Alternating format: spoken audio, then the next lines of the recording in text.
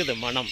ஆனால் எந்த விதமான பயனும் எதிர்பார்க்காம அந்த காலத்தில் இது போன்ற மரங்களை வைத்த அந்த முன்னோர்களுக்கு ஒரு சல்யூட்.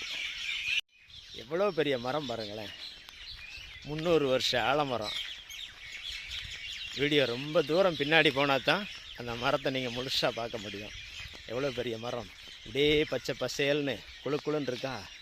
இன்னொரு விஷயம், எல்லா மரங்களுமே